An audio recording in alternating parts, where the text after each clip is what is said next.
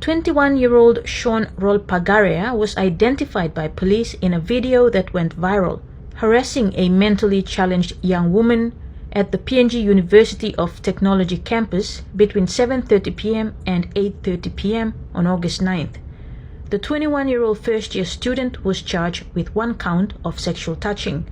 Rolpagaria, dressed in a blue button-down shirt, appeared before Magistrate Grace Peo at 10:33 a.m. today in the Lay Committal Court for his second mention.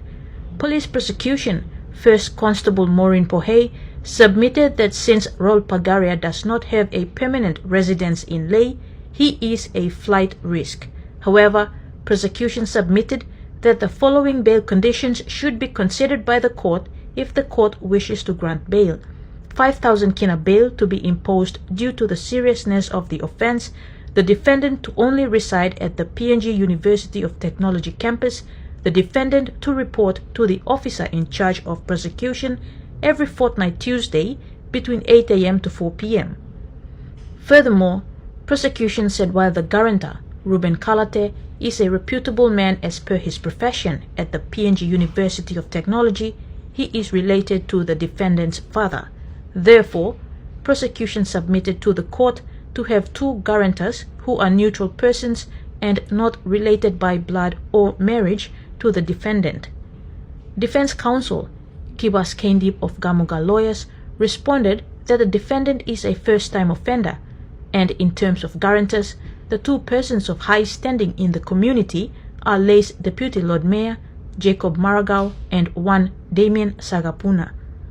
After listening to both submissions, Magistrate Peo used her discretion as permitted by the Bail Act to grant bail to the defendant. The magistrate ruled that police bail be converted to court bail and the amount increased from 2,000 kina to 3,000 kina cash bail with conditions attached. The conditions are: the defendant is not to leave Lay, Morobe Province without leave of court, the defendant is not to re-offend whilst out on bail, the defendant is to appear on all mentioned days as and when is required of him, and the defendant is to report to officer in charge prosecution every Tuesday government fortnight week between the hours of 8 a.m. to 4 p.m. Magistrate Peo further approved Maragao and Sagapuna as guarantors who will give 1,000 kina each as surety. Kamala Guare, TV1 News, Lay.